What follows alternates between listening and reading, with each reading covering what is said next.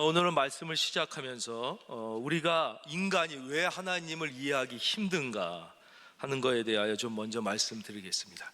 인간이란 피조물은 무한한 의문을 품는 존재입니다. 끊임없이 질문하는 존재. 왜냐? 하나님이 아예 그렇게 생겨먹게 우리를 창조하셨기 때문에 어쩔 수 없어요. 그래서 자녀를 키워보신 분은 다 아실 거예요. 애들은 끊임없이 엄마에게 왜라고 질문합니다. 엄마 왜? 왜 그래? 왜 그런 거야? 이건 왜 이래? 계속 질문해요. 그렇게 하나님이 우리를 만들었어요. 그래서 인간은 질문하고 그 질문한 것을 탐구하고 그 탐구한 것을 경험하고 이러면서 이제 인류 문명이 발전하고 인간도 이제 성장하게 되는 거예요. 근데 이제 우리가 애들이 자꾸 엄마 왜 이래? 이건 왜 이래? 그러면 귀찮으니까 몰라도 돼.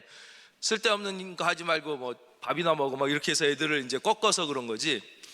근데 특별히 이 인간의 이 탐구의 본능, 질문하는 본능의 가장 위대한 힘은 지성입니다. 지성. 그래서 특별히 이 과학의 영역에서 지성은 어마어마한 힘을 발휘하죠. 그래서 이 지성이라는 놀라운 도구를 통해서 우리는 끊임없이 저 광대한 우주도, 어마어마한 상상을 넘어서는 우주도, 또 너무 작은 분자보다 더 작은 원자를 또 쪼개서 그 속에 원자, 핵과 전자, 입자, 그걸 이제 양자 물리학이라고 그러는 거예요. 그렇죠? 양자. 우리가 이런 데서 움직이는 이런 게 뉴턴의 고전력학이라면 어마어마한 우주에는 그게 통하지 않으니까 아인슈타인이 상대성 이론을 한 거예요. 어마어마한 우주에는 뉴턴의 시간과 공간이 일정하다 이런 법칙이 또 안 통해요. 근데 너무 작은 부분엔 또 이게 둘 다 안 통하니까 드디어 양자역학이라는 것을 우리가 탐구해서 실험하고 이것을 경험해내는 거죠. 근데 이 인간의 과학의 영역에서 엄청난 능력을 발휘하는 지성이 하나님 앞에만 서면 이제 무력해지기 시작하는 것입니다. 왜냐? 일단 하나님은 무한한 존재이기 때문에 그래요. 측정 불가능의 무한한 존재인데 인간의 지성은 일단 유한성에 갇혀 있어요. 이게 첫째예요. 유한함으로 무한함을 이해하려고 그러니까 이해가 되지 않는 것이에요. 두 번째 더 중요한 사실은 뭐냐? 하나님은 피조의 세계 밖에 존재하시는 분이란 말이에요. 그러니까 우리가 아무리 커서 막 천억 광년 우주래도 이건 다 피조의 세계 안에 있는 거예요. 하나님이 창조하신 세계, 이걸 성경은 뭐라고 그래요? 보이는 세계라고 그래요. 보이는 세계. 아주 작은, 우리 눈에 안 보여도 현미경으로는 보이잖아요. 예. 그거는 피조의 세계란 말이에요. 근데 우리 하나님은 피조물이 아니셔요. 그 피조, 보이는 세계 밖에 있는 창조의 세계에 계시는 분이기 때문에 이 과학의 영역에서는 엄청난 능력을 발휘하는 인간의 지성이 이 절대자여 무한자인 하나님 앞에 가면 일단 어마어마한 암흑의 심연에 도달하게 되는 거예요. 알 수가 없어요. 이게 뭐와 똑같냐? 예수님 앞에선 본디오 빌라도와 똑같은 거예요. 본디오 빌라도가 예수님한테 물어보지요. 진리가 무엇이냐? 진리를 눈앞에 두고도 진리를 알 수 없는 거예요. 하나님이 우리와 함께 계시지만 인간의 지성의 영역으로는 이 하나님을 모르는 게 당연한 거예요. 빌라도가 그 질문을 할 때 답을 기대하지도 않았어요. 아예. 그래 그냥 진리가 무엇이냐 그리고 혼자 손 닦잖아요. 진리 자체이신 예수님이 계셔도 모를 뿐더러 그곳으로부터 진리가 나올 거란 기대도 못하는 거예요. 그래서 대부분의 지성인들은 사실 유물론자가 아니라 뭐로 귀결되죠? 불가지론자로 귀결되는 거예요. 당연한 거예요. 불가지론자가 뭐예요? 하나님이란 존재가 계신지 안 계신지 우리는 알 수 없다. 계실 수도 있고 안 계실 수도 있지만 우리는 알 수 없다 그러는 거예요. 그거를 불가지론자라고 그래요. 그래서 대부분의 지성인들이 이제 불가지론자로 가는 거예요. 인간은 그럴 수밖에 없는 존재인데 이제 하나님께서 그러한 인간에 대하여 주권적으로 자기를 알려주시려고 우리에게 다가오신 거예요. 이게 없었으면 결코 인간은 하나님을 알 수가 없어요. 지성으로, 이 과학의 영역, 탐구의 영역으로 하나님은 일단 경험되지도 않고 실험되지도 않고 보이지 않는 세계에 계시니까 하나님께서 우리에게 자신을 알려주시려고 나타나신 것을 뭐라 그러냐? 계시라고 얘기하는 거예요. 계시. 즉 하나님께서 우리가 지성의 영역으로 아무리 하나님을 알려고 해도 알 수 없지만 하나님께서 자신을 드러내 우리에게 보여주시는 방법, 그게 계시의 방법이에요. 이거를 이해하지 못하면 쓸데없는 과학과 기독교의 논쟁으로 가는 거예요. 이건 전혀 다른 분야예요. 과학은 지성의 분야고 바로 기독교는 계시의 분야인 거예요. 그래서 기독교를 좀 어려운 말로 계시 종교라고 그러죠. 그럼 하나님께서 어떻게 자기 자신을 우리에게 보여주시냐? 그게 첫째가 우리가 잘 아는 일반 계시 또는 자연 계시라고 얘기하는 거예요. 그건 뭐냐면 인간에게 이 대자연을 통해서 누구에게나 하나님을 정확히 알지 못하지만 어떤 절대자, 어떤 어마어마한 절대자가 있을 것처럼 느끼게 하시는 거예요. 예를 들면 이런 거죠. 하다못해 이런 컵도 누가 만든 사람이 있어서 있는데, 우리가 사는 이 지구, 저 어마어마한 태양, 저게 누군가 어마어마한 능력을 가진 어떤 존재가 만들지 않았으면 저게 어떻게 존재할 수 있을까? 과연 어떤 어마어마한 능력과 영광을 가지신 어떤 분이 계시지 않다면 이게 가능할까? 라고 이렇게 미루어 알게 하는 것, 이것을 일반 계시 또는 자연 계시라고 그래요. 그래서 하나님이 이것을 성경에 두 군데서 우리에게 이제 알려주시는데, 먼저가 시편 19편 1절이에요. 하늘이 하나님의 영광을 선포하고 궁창이 그의 손으로 하신 일을 나타내도다. 쉽게 얘기하면, 야, 저 태양 봐라. 저게 누군가 창조주가 없다면 저게 어떻게 저렇게 빛과 열을 발할 수 있겠는가? 저 밤하늘에 무수한 별을 봐라. 이렇게 느끼게 하는 거예요. 신약에선 이걸 조금 더 자세히 말씀해 주셔요. 로마서 1장 19절. 이는 하나님을 알만한 것이 그들 속에 보임이라. 하나님께서 이를 그들에게 보이셨느니라. 20절. 창세로부터 그의 보이지 아니하는 것들, 곧 그의 영원하신 능력과 신성이 그가 만드신 만물에 분명히 보여 알려졌는, 이 자연을 볼 때, 지구를 볼 때 하나님이란 존재가 계시지 않을까, 이렇게 깨닫게 했다는 거예요. 20절 다시 한번 보여주세요. 그러므로 그들이 핑계하지 못할지니라, 이렇게 알려주셨다는 거예요. 그런데 이 일반 계시로는 충분하지 않아요. 우리가 이제 일반 계시를 통해서 어떤 절대자의 존재, 그분의 어마어마한 영광과 신성을 짐작할 수는 있지만, 그 하나님을 인격적으로 만나고 그분을 통하여 우리가 죄사함을 받고 하나님의 자녀가 돼서 그분의 음성을 들으며 그분과 동행하는 것. 여러분, 하나님은요, 여러분에게 말씀하시기를 기뻐하시는 분입니다. 여러분의 작은 신음에도 응답하시고요, 하나님은 놀라우신 분이에요. 전 여러분들이 그것을 경험하며 신앙생활하기를 바랍니다. 하나님은 성경의 관념에 갇혀 계신 분이 아니라, 그 하나님과 동행하는 삶을 살기 위해서 하나님은 더욱 기쁘게 자신을 우리에게 더 밝히 드러내 보여주셔서 이 계시를 특별 계시라고 하는 거예요. 왜 특별 계시라고 하느냐? 특별한 사람, 선지자들, 모세, 다윗 같은 특별한 사람을 통하여 특별히 선택된 민족, 이스라엘 민족이나 오늘 특별히 선택된 당신의 사람들에게 보여주셨기 때문에 이거를 특별 계시라고 그러고, 또 다른 말로는 초자연 계시라고 그러는 거예요. 아까 그게 일반 계시, 자연 계시라는. 근데 이 특별 계시는 어떻게 되느냐? 그래서 구약에 보면 다 하나님이 말씀하시되, 하나님이 이르시되, 선지자들은 다 그렇게 얘기하잖아요. 왜냐하면 우리는 하나님의 생각을 알 수가 없어요. 하나님은 너무 높고 우리는 낮기 때문에 그래요. 이 말씀을 쓰여져 있는 데를 한번 보겠습니다. 이사야 55장. 이는 하늘이 땅에서 높음같이 내 길은 너희 길보다 높으며 내 생각은 너희 생각보다 높다는 거예요. 여러분 한번 생각해 보세요. 수준이 높은 사람은 수준이 낮은 사람을 이해할 수 있어요. 그러니까 엄마는 아기의 눈높이에 맞추면 이해가 돼요. 그러나 수준이 낮은 사람은 높은 사람을 이해할 수가 없어요. 아기가 철학 박사가 하는 말을 이해할 수가 없어요. 그러나 철학 박사는 아기가 하는 말을 이해할 수 있겠죠. 그러니까 인간은 미루어서는 하나님의 생각을 알 길이 없기 때문에 하나님께서는 하나님의 생각을 우리에게 말해 주셔야 되는 거예요.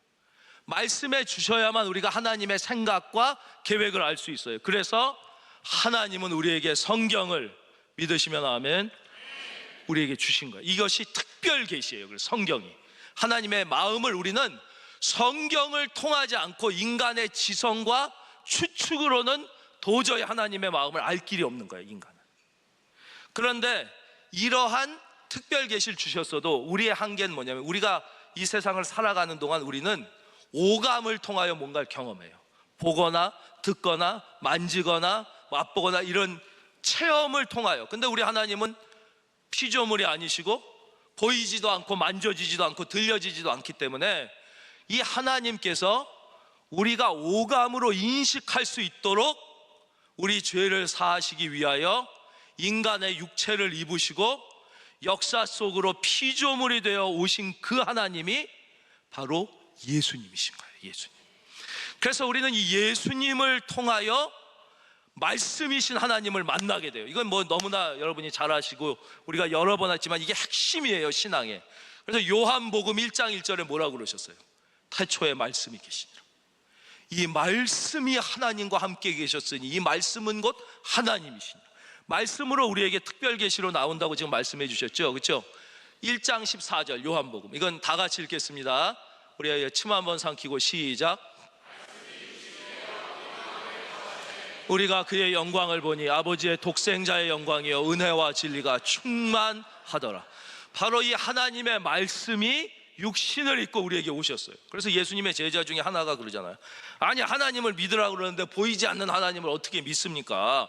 주님, 저한테 하나님 한 번만 보여주시면 믿겠습니다. 그랬더니 예수님이 뭐라고 그러세요? 나를 본 자는 아버지를 보았거든. 나를, 왜냐하면 예수님이, 하나님이 보이는 모습으로 온 분이 예수님이신 거예요. 예수님이신 거예요. 그래서 요한일서 1장 1절에는 이렇게 우리에게 설명해 주고 계세요.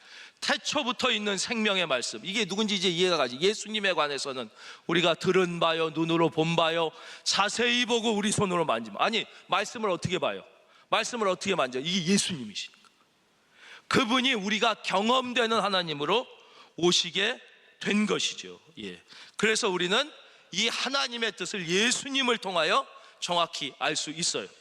여기서 하나 더, 이것은 이제 특별 계시라고 그러는데, 그렇기 때문에 인간은 아무리 지혜롭고 지식이 높고 아인슈타인 같은 천재라 할지라도 이 하나님의 말씀이, 계시가 오지 않으면 인간의 지혜로 하나님을 정확하게 알 수는 없어요. 물론 대충은 알아.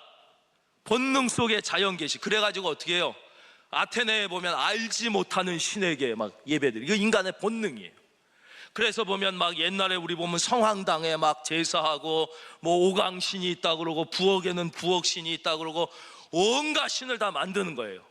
왜냐? 정확히는 모르고 본능 속에 어떤 거룩한 존재에 대한 두려움이 있기 때문에.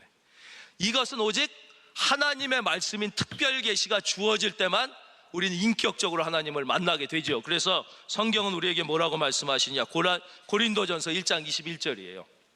하나님의 지혜에 있어서는 이 세상이 자기 지혜로 하나님을 알 수 없다는, 아무리 똑똑하고 공부 많이 한 사람도 인간의 지성은 과학의 영역에서는 놀라운 능력을 발휘하지만 하나님 앞에서는 무력하기 때문에.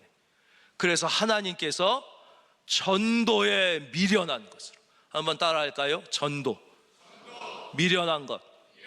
그래서 어떨 땐 전도할 때 미련하게 느껴지잖아요. 이 얘기 한다고 이 사람을 믿을까? 다 뭐 요즘에 교회 욕하고 그러는데, 그러나 그 전도에 미련한 것으로 믿는 자들을 구원하시기를 기뻐하셨도다. 그래서 사도 바울이 뭐 한 거예요? 전도한 거예요. 전도. 오직, 왜냐? 사람이 인간의 지혜로는 무슨 아리스토텔레스의 지혜, 플라톤의 지혜를 아무리 가져도 하나님을 인격적으로 만나고 구원받고 하나님의 자녀가 되고 하나님의 뜻을 알 수 없으니까 사도 바울이 이제 목숨을 걸고 다니면서 복음을 전한 내용이 사도행전에 쭉 기록되어 있는 것이지요. 왜 사도 바울이 이렇게 생명을 걸고 복음을 전했느냐? 이 특별 계시를 전하는 것입니다. 예수님을 증거하는 거예요. 11절, 우리가 드로아에서 배로 떠나 사모드라게로 직행하여 이튿날 네아폴리로 가고, 12절, 거기서 빌립보에 이르게 된 것입니다. 빌립보. 바울은 원래 소아시아로 가고 싶었는데 하나님께서 그 길을 막으셨어요. 처음부터 빌립보로 가라 그러면 얼마나 좋겠어요. 그러나 하나님은 그렇게 하시지 않는다는 거, 이게 아주 중요해요. 아브라함도 처음부터 어디로 가라 그러시면 편할 거 아니야. 안 그래요. 너는 너의 본토 친척 집을 떠나 내가 내게 지시할 땅으로 가라. 갈 바를 알지 못하고 가는 거야. 한 걸음 한 걸음 인도. 모세도 똑같아요. 처음부터 딱 알려주시지 않고 그냥 인도하는 거예요. 처음엔 홍해 앞에 인도했다가 홍해 뚫고 나오니까 구름 기둥과 불 기둥이 있어서 구름 기둥이 가면 모세도 가고 구름 기둥이 멈추면 모세도 멈춰요. 아무리 가고 싶어도 구름 기둥이 10년 동안 멈춰 있으면 10년 못 가는 거예요. 아무리 쉬고 싶어도 구름 기둥 불 기둥이 가면 따라가야 되는 것이, 바로 이게 하나님의 자녀가 하나님의 인도함을 받는 방법이에요. 이게 뭐라고요? 한번 따라하겠습니다. 하나님의 자녀가 하나님의 인도를 받는 방. 근데 우리는 왜 하나님의 인도를 못 받느냐면 내 계획이 하나님의 생각보다 좋다고 생각해서 하나님을 자꾸 설득 혹은 조종하려고 하는 거예요. 하나님은 사도 바울에게 이 빌립보로 가는 여정을 통해서 이거를 다시 한번 깨닫게 해주신 거예요. 여러분, 하나님이 여러분을 여러분보다 더 사랑하시고 여러분보다 더 놀라운 계획을 가지고 계심을 받아들이시기를 바랍니다. 수용을 해야 되는데 우리가 수용하는 데까지 시간이 너무 많이 걸려요. 계속 거부하고 저항하고 그래가지고 나중에 할 수 없어서 수용하면 그는 너무 안 수용하는 것보단 낫지만 빨리 수용을 해야 돼요. 그래서 하나님께서는 첫째, 우리 지난 시간에도 말씀드린 내가 나 자신의 감옥에서 해방되기를 원하시는 거예요. 이스라엘 백성이 애굽의 노예에서 해방되듯이 우리는 끊임없이 내 생각으로 내 자신의 감옥, 좀 넓으면 가족, 기껏해야 자기 교회 이상을 생각하지 못하고 갇혀 있는 거지. 사도 바울도 그랬죠. 처음엔 유대인들만 생각했죠. 그 다음에는 아시아까지 보게 되고 마침내 하나님은 그의 눈을 들어 유럽을 바라보게 하는 거예요. 마찬가지예요. 유대인이 안 귀해서가 아니에요. 여러분이 소중하지 않기 때문이 아니라 여러분이 너무 소중하기 때문에 하나님은 여러분이 여러분의 자기 중심이라는 감옥에서 해방되어 하나님의 눈으로 세상을 볼 수 있기를, 여러분이 영의 눈이 열리기를 바랍니다. 그걸 기대하고 계시는 것이죠. 마찬가지로 또 사도 바울의 계획이 나빠요? 아니잖아요. 아시아를 전도하겠다는 게 왜 나빠요? 내가 이쪽으로 점점 전진하면서, 그러나 하나님은 더 좋은 계획을 갖고 계셔요. 유럽을 보고 마침내 세계를 전도하려고 하는 또, 그러니까 여러분이 생각할 때 그렇잖아요. 내 생각이 잘못된 게 아닌 것 같은데, 내 생각이 내가 볼 때 좋은 것 같은데 왜 안 들어주시냐? 그 여러분 생각이 꼭 나빠서가 아니라, 물론 잘못된 생각을 갖고 있을 때도 있지만 하나님께서 여러분을 향하여 훨씬 더 좋은 계획을 믿으시면 아멘 갖고 계시, 이것을 빨리 수용해야 되는 거예요. 수용. 생명도 그래요. 그러니까 하나님이 가정에 자녀를 주시잖아요. 그 자녀는 내 자녀가 아니란 말이에요. 하나님이 보내신 거예요. 그래서 하나님이 가장 소중한 생명을 보내주시는 거예요. 그 예전엔 우리가 뭐 했어요? 아주 큰 죄를 졌죠. 한때 남아 선호 사상을 가진 거예요. 하나님이 남자가 필요하니까 남자를 보내고 여자가 필요하니까 여자를 보내고 다 하는데도 우리 집에는 아들이 있어야 된다, 뭐 이런. 그래가지고 막 그 뭐예요, 애 뱃속에 있을 때 막 검사해가지고 딸이라 그러면 막 낙태하고 막 그러면 안 된다는 거예요. 근데 지금은 누가 그래요? 지금은 오히려 딸이 없어서 걱정이다 막 그러잖아요. 마찬가지, 우리는 이거를 빨리, 우리 가정에 하나님이 가장 축복의 자녀를 주셨다는 사실을 받아들이시기를 바랍니다. 이거를 깨닫고 순종하면 이제 인생의 방향이 바뀌게 되는 거예요. 한 번 순종하면 인생의 방향이 바뀌고, 두 번 순종하면 인생의 도약이 일어나고, 세 번 순종하면 인생의 기적이 나타나게 되는 거예요.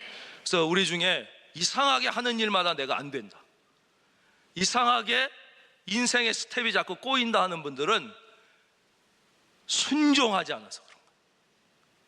순종하지 않고 끝까지 아시아로 가기를 고집하니까 이게 인생이 계속 안 되는 거예요. 그래서 이것이 순종의 능력이거든요. 그래서 한번 우리 3부도 잘 하시니까 한번 따라하기. 제가 한 번 순종하면 그럼 여러분이 방향이 바뀌고 이렇게 해주시는 거예요. 한번 연습으로 한번 해보겠습니다. 한 번 순종하면, 예, 잘 하셨는데 두 번째는 조금 더 크게 해주시면 더 좋겠어요. 이 두 번 순종하면 도약이 일어나는 거예요. 이제 제가 두 번 순종하면 그러면 도약이 일어나고 이렇게 해주시는 거예요. 두 번 순종하면 인생의 도약이 일어납니다. 마지막 세 번 순종하면 기적이 나타납니다. 이거 마지막 하겠습니다. 세 번 순종하면, 아멘. 예. 그래서 이렇게 우리가 나의 삶을 하나님의 말씀에 순종에 맡기는 것, 이것이 그리스도의 삶이고 이것이 사도 바울의 생애와 하나님의 전도 역사의 특징이고 하나님의 자녀들이 하나님의 인도하심을 받는 원리라는 거예요. 원리. 그러니까 왜 내가 예수님을 믿으면서도 하나님의 인도하심을 경험하지 못하느냐? 그것은 이 하나님의 말씀에 순종하지 않고 계속 내 생각과 논리로 하나님을 설득하거나 조정해. 이건 꼭 저거 같잖아요. 프레젠테이션 하면서 1, 2, 3 이러니까 반드시 이렇게 해야 됩니다. 우리가 하나님 앞에 이런 식으로 마음을 먹고 신앙생활을 하면 하나님의 인도함을 받지 못한다는 것입니다. 그 다음에 12절입니다. 하나님이 우리에게 어떻게 빌립보를 소개해 주시는지 12절 다 같이 읽겠습니다. 시작.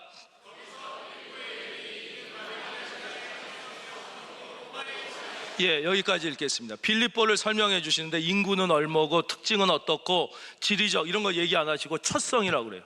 사실 빌립보가 왜 첫성이에요? 뭐 그 첫 거는, 근데 왜 첫성이라고 그랬냐? 바로 여기서 유럽 선교가 시작됐기 때문에.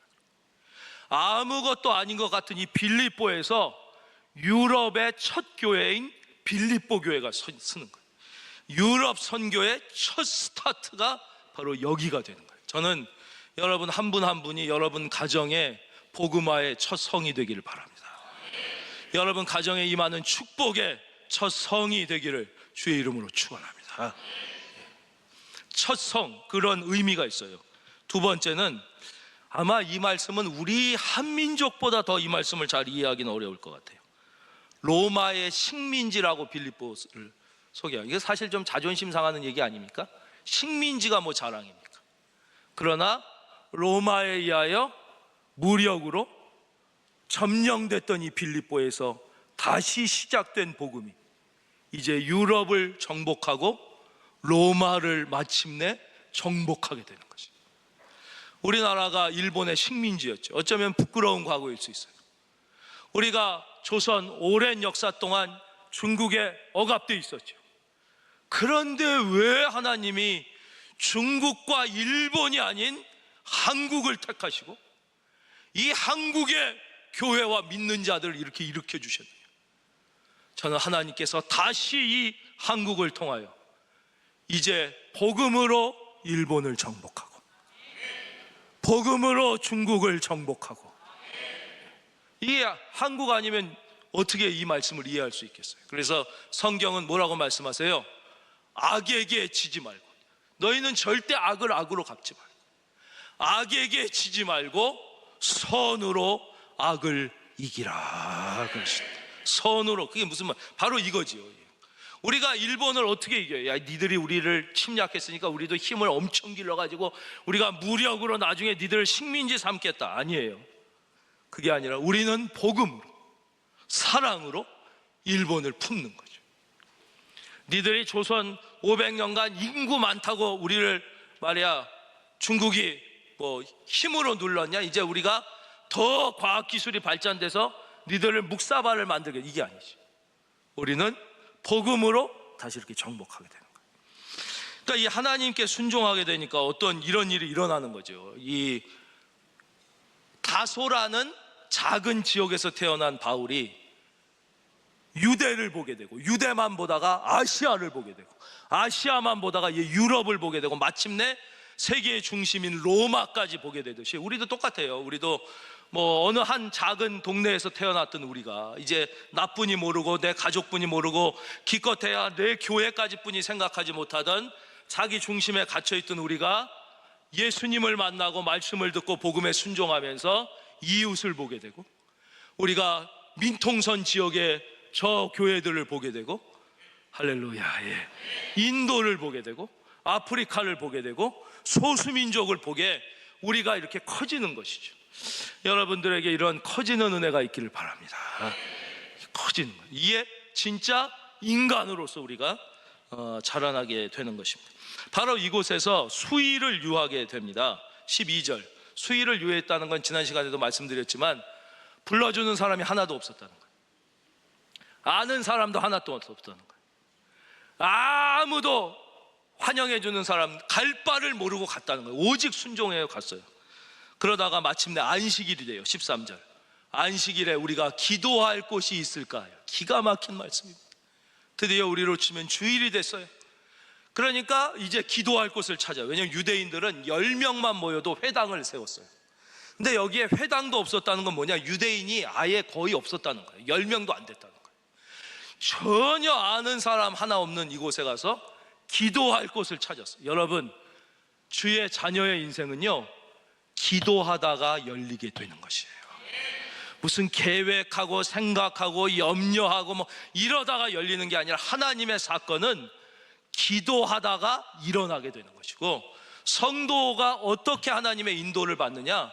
기도하다가 하나님이 열어주시는 길을 발견하게 되는 거예요. 기도는 어떤 기도가 가장 좋은 기도냐? 모든 기도가 좋은 기도지만 감사 기도부터 시작합니다. 가장 위대한 기도는 감사예요. 여러분, 우리가 왜 식탁 기도를 해야 되냐면, 식탁 기도는 바로 우리가 왕의 식탁에 초대되었음을 감사하는 거예요.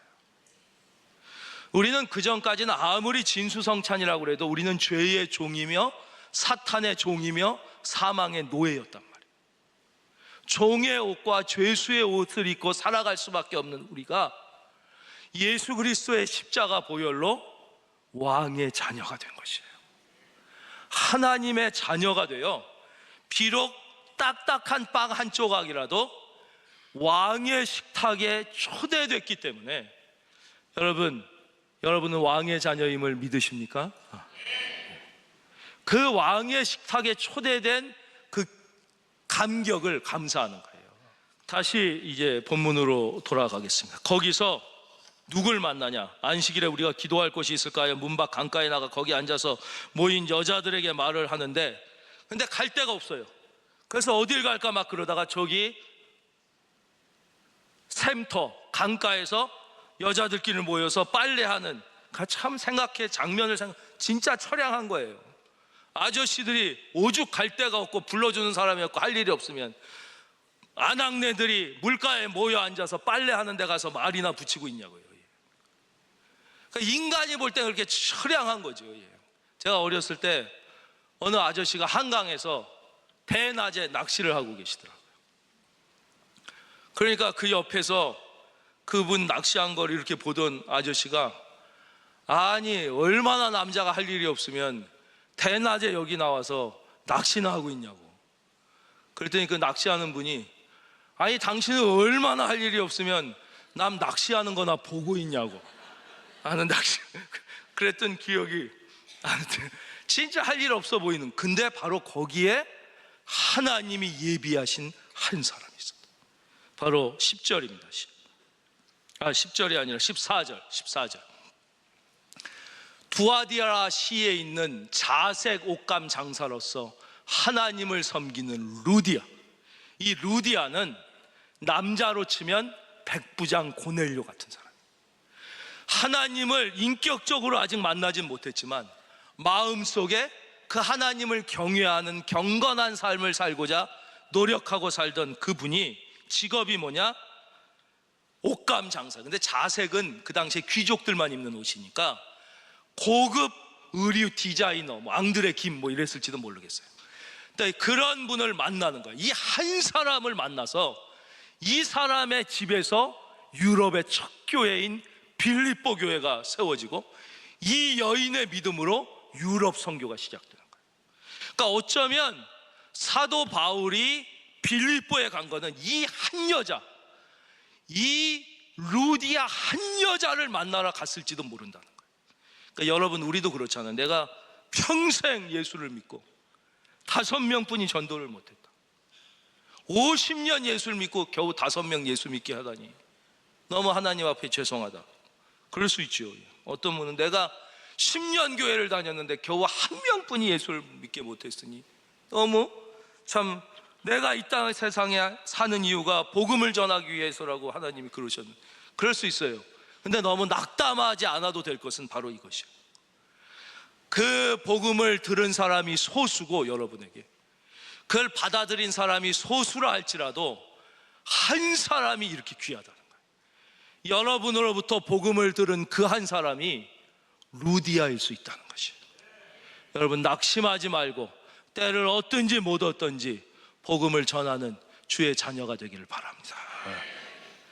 또 여러분이 그렇게 되기를 바라는 거예요. 그게 하나님이 오늘 우리에게 주시는 메시지. 나 한 사람이 얼마나 귀하냐 하는 것이. 이 루디아 한 사람의 믿음이 나중에 온 가족이 이 세례를 받고 여기서 빌립보 교회가 시작되듯이, 여러분 한 사람의 믿음이 하나님 보시기엔 그렇게 소중하다는 것이. 여러분, 루디아와 같은 한 사람이 되기를 주의 이름으로 축원합니다. 한 사람의 믿음이 그렇게 중요하다는 것입니다. 저는 한국 교회가 미래가 어둡다, 이런 말에 결단코 동의하지 않습니다. 인구가 줄어드니까 학생이 없어지고, 그러니까 교회 학교가 없어지고, 이제 교회는 텅텅 빌 것이다. 그건 지극히 인간적인 생각입니다. 여러분, 이 땅에 예수님 모르고 지옥 가는 사람이 4천만 명이 아직 있어요. 1,000만 명만 예수 믿어도 교회가 모자라서 자리가 없을 텐데, 아예 전도할 생각은 안 하고 인간적으로 생각하니까 학교가 비니까 교회도 빌 거라고 그러는 거예요. 여러분, 학교 안 가는 애들이 어디 있어요? 다 가잖아요.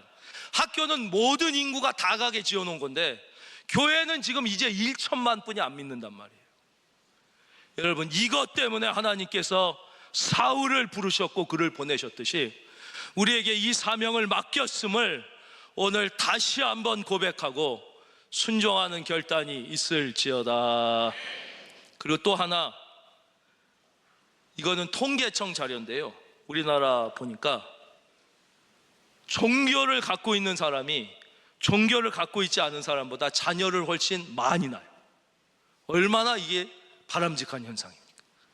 특별히 종교도 봤더니 기독교인들이 그래도 가장 자녀를 많이 낳는 것으로 나왔어요. 그래서 봤더니 우리 교회에서 이렇게 청년으로 자라서 결혼한 분들은 2명 이상 안 낳은 친구를 제가 거의 기억을 못해요. 2, 3 이상 다 낳더라고요. 다. 별로 그렇게 반갑지가 않으신 모양인가 본데 저는 매우 반갑습니다. 예. 그리고 왜 암만 해도 믿음이 있으니까, 생명의 주인이 하나님이시라는 걸 아니까 한 거예요. 그리고 또 교육에 대해서 하나 말씀드리면, 이거는 너무 오해하거나 상처받지 말기를 바래요. 그 피천득이라고, 이분이 이제 영문학에 대가고 영어에 우리나라 최고예요. 이분이 말씀하시기를, 자기 생각에 영어는 중학교 때부터 시작하는 게 가장 좋다. 내가 평생 영어를 공부하고 영어를 가르쳐진 바에 의하면 모국어가 완성된 다음에 영어를 배우는 것이 훨씬 좋다 말씀하셨어요. 우리 중에 영어 유치원 선생님도 계시고, 예, 계세요. 또 영어 조기 교육도 열심히 시키시고, 그런, 그게 잘못됐다는 건 아니에요. 그러나 그렇지 못하다고 낙심할 필요가 없다는 거예요. 우리 애는 내가 조기 교육을 못해서 영어를 못하나, 그런 게 아니라는 거예요. 그러니까 이 피천득 교수는 자기가 평생 영어를 가르친 사람으로서 영어는 중학교 때부터 시작하는 것이 가장 좋고, 첫째, 모국어가 완성되기 전에 외국어를 가르치는 것은 자기의 경험상 좋지 않다, 이렇게 말씀하신 걸 책에도 이제 해 놓으셨어요. 이 말씀을 드리는 이유는 너무 자녀 키우는데 스트레스를 받지 말라는 거예요. 내 자녀가 아니라 하나님의 자녀인 것이. 하나님께 맡기고 믿음으로 기도로 키우면 여러분 자녀 많이 낳아 가정의 축복이 충만하게 넘쳐나시기를 주의 이름으로 축원합니다.